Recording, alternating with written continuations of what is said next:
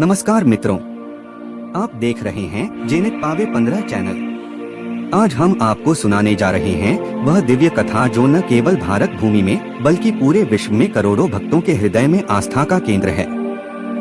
यह कथा है विघ्नहर्ता मंगलकर्ता प्रथम पूज्य भगवान गणेश जी के जन्म रहस्य की। दोस्तों, आपसे एक विनती है, इस वीडियो को अंत तक जरूर देखें। इसे बीच में स्किप करना वैसा ही है जैसे अधूरा ज्ञान लेना, और अधूरा ज्ञान हमेशा पाप के समान माना गया है।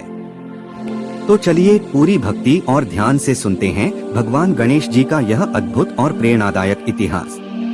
कैलाश पर्वत की दिव्य गुफाओं में माता पार्वती निवास करती थी। एक बार वे स्नान करने की तैयारी कर रही थी। उन्होंने अपने शरीर पर हल्दी और चंदन का उपटन लगाया और जब वह उतरा तो उस उपटन से एक अद्भुत बालक की मूर्ति बनाई। पार्वती ने प्रेम पूर्वक उसमें प्राण फूंक दिए। वह बालक जीवित हो उठा। माँ की करुणा से उसकी आंखें चमक रही थीं। पार्वती ने कहा, पुत्र, जब तक मैं स्नान कर रही हूँ कोई भी इस कक्ष में प्रवेश न करे। यह तुम्हारा पहला कर्तव्य है। बालक ने वचन दिया और द्वार पर खड़ा हो गया। उसी समय भगवान शिव पधारे। उन्होंने कक्ष में प्रवेश करना चाहा, पर बालक ने उन्हें रोक दिया। शिवजी चकित हुए। अरे तू कौन है जो कैलाशपति के मार्ग में बाधा डाल रहा है? बालक बोला, मैं माता पार्वती का पुत्र हूँ। माता ने आदेश दिया है कि जब तक वे स्नान कर रही हैं, किसी को भी अंदर प्रवेश न करने दूं, चाहे आप ही क्यों न हो। यह सुनकर शिवजी का क्रोध भड़क उठा। उनके गण और नंदी ने बालक को समझाने की कोशिश की, पर वह अडिग रहा। युद्ध छिड़ गया। देवताओं और गणों से भी वह बालक अकेला लड़ा। उसकी शक्ति अद्भुत थी। अंततः शिवजी ने अपना त्रिशूल उठाया और एक ही प्रहार में बालक का सिर धड़ से अलग कर दिया। पूरा कैलाश मौन हो गया। जब माता पार्वती बाहर आईं और अपने पुत्र को मृत देखा तो उनका विलाप गगनभेदी हो उठा। उनका रुद्र रूप धारण करते ही पूरी सृष्टि संकट में पड़ गई। देवता भयभीत होकर विष्णु और ब्रह्मा को बुलाने लगे। माता पार्वती ने कहा, यदि मेरे पुत्र को पुनः जीवित नहीं किया गया तो मैं अपना महाशक्ति रूप धारण कर संपूर्ण सृष्टि का संहार कर दूंगी। तब भगवान शिव ने पश्चाताप करते हुए कहा, देवी, यह मेरी भूल थी, मैं इसे सुधारूंगा। मैं आदेश देता हूँ कि उत्तर दिशा में जो प्रथम प्राणी मिले उसका सिर लाकर इसके धड़ से जोड़ दिया जाए। नंदी और गण वहां गए। उन्हें एक हाथी का बालक मिला।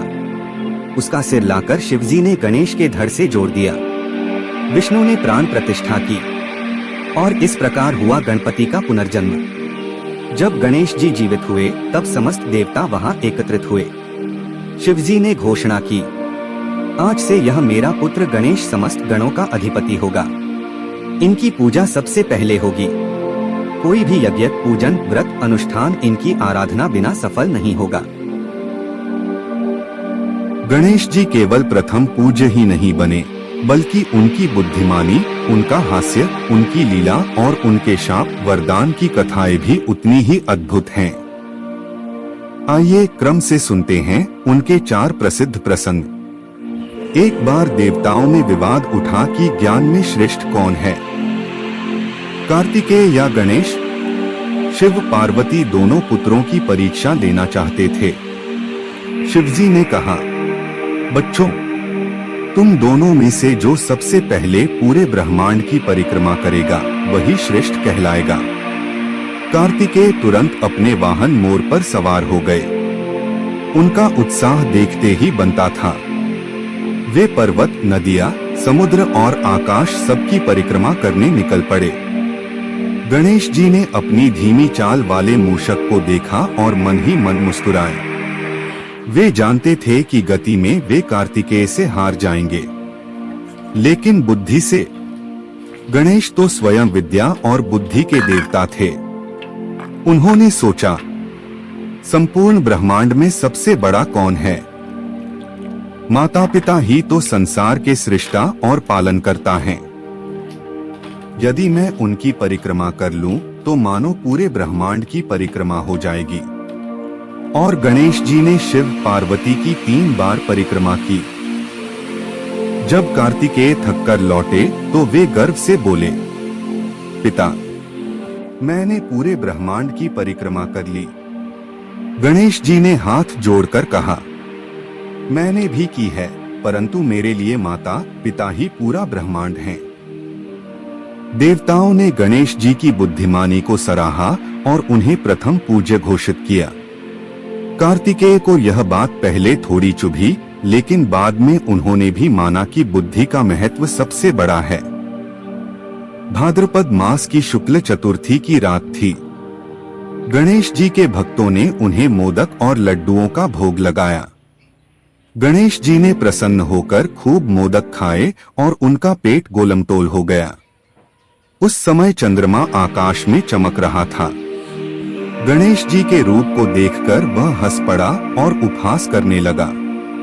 हाँ हाँ हाँ, देखो तो सही, कैसा मोटा पेट और मूषक पर सवारी। यह देवताओं के नेता कहलाते हैं। गणेश जी ने यह अपमान सुना और क्रोधित हो उठे। उन्होंने चंद्रमा को शाप दिया, अरे अहंकारी, आज से जो भी तेरा दर्शन इस दिन करेगा उसे अपयश और कलंक का सामना करना पड़ेगा। चंद्रमा भयभीत होकर दौड़ा गणेश जी से क्षमा मांगने लगा। प्रभु, मैं अज्ञानवश हंस पड़ा, कृपा कर मुझे क्षमा करें। गणेश जी का हृदय दयालु था। उन्होंने कहा, ठीक है, मेरा शाप पूर्ण नहीं होगा। केवल गणेश चतुर्थी के दिन जो तेरा दर्शन करेगा वही कलंक का भागी बनेगा। अन्य दिनों में तुझे यह दोष नहीं लगेगा। तभी से गणेश चतुर्थी की रात को चंद्रमा दर्शन वर्जित है। एक बार गणेश जी गंगा तट पर तपस्या कर रहे थे। उसी समय पवित्र तुलसी देवी वहां आई। उन्होंने गणेश जी के तेजस्वी रूप को देखा और मन ही मन आकर्षित हो गई। तुलसी ने हाथ जोड़कर कहा, प्रभु, मैं आपसे विवाह करना चाहती हूँ, आप मेरे पति बने। गणेश जी ने विनम्रता से उत्तर दिया, देवी क्षमा करें, मैं ब्रह्मचारी जीवन व्यतीत करना चाहता हूँ, विवाह मेरा उद्देश्य नहीं है। तुलसी को यह अस्वीकार असहनीय लगा। उन्होंने क्रोध में गणेश जी को शाप दिया, तुम्हारा विवाह कभी सुखद नहीं होगा। गणेश जी मुस्कुराए और बोले, देवी, तुमने मुझे शाप दिया है तो मैं भी तुम्हें शाप देता हूँ। तुम्हारा विवाह किसी देवता से नहीं होगा, लेकिन तुम्हारा महत्व इतना होगा कि तुम्हें सभी पूजाओं में स्थान मिलेगा। और सच ही हुआ। गणेश जी का विवाह बाद में सिद्धि और बुद्धि से हुआ, लेकिन तुलसी का प्रयोग आज भी हर पूजा अर्चना में होता है। ऋषि व्यास जी महाभारत रचना करना चाहते थे। उन्होंने सोचा, इतिहास इतना विशाल है कि अकेले मैं इसे लिख नहीं पाऊंगा। मुझे एक ऐसा लेखक चाहिए जो बिना थके लिख सके। वे गणेश जी के पास पहुंचे और कहा, प्रभु, कृपया मेरी महाभारत रचना को लिपिबद्ध करें। गणेश जी ने शर्त रखी, ठीक है, परंतु शर्त यह है कि आप बिना रुके बोलेंगे। यदि आप रुके तो मैं लिखना बंद कर दूंगा। व्यास जी ने भी अपनी शर्त रखी, और मेरी शर्त है कि आप बिना समझे कुछ भी नहीं लिखेंगे। दोनों ने सहमति दी और लेखन शुरू हुआ। व्यास जी लगातार श्लोक बोलते गए और गणेश जी अपनी टूटी दांत से उन्हें लिखते गए। एक समय ऐसा आया जब गणेश जी ने अपनी कलम तोड़ दी। तब उन्होंने अपना दांत ही तोड़कर उसे कलम बना लिया और लिखना जारी रखा।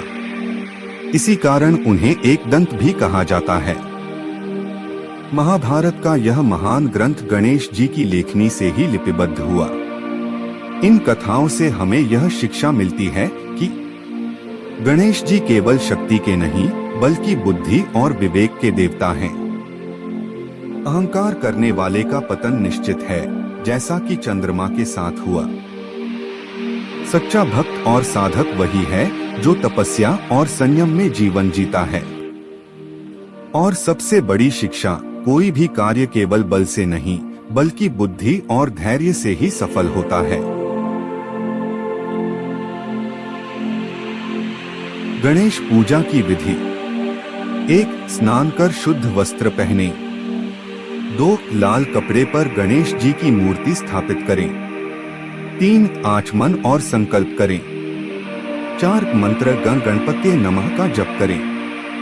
5. दूर्वा घास, लाल फूल, मोदक अर्पित करें। 6. दीप धूप नैवेद्य चढ़ाएं। 7. आरती करें और मंगल कामना करें। तो मित्रों, यह थी भगवान गणेश जी के जन्म रहस्य, पूजा की स्थापना और पूजा विधि की अद्भुत और दिव्य गाथा। यदि आपने इसे अंत तक सुना है तो आपका हृदय अवश्य भक्तिभाव से भर गया होगा। कृपया चैनल जेनित पावे 15 को सब्सक्राइब करें, इस वीडियो को लाइक और शेयर करें। याद रखिए, गणपति बप्पा का नाम लेने से जीवन के सारे विघ्न दूर हो जाते हैं। गणपति बप्पा मोरया। मंगल मूर्ति मोरया।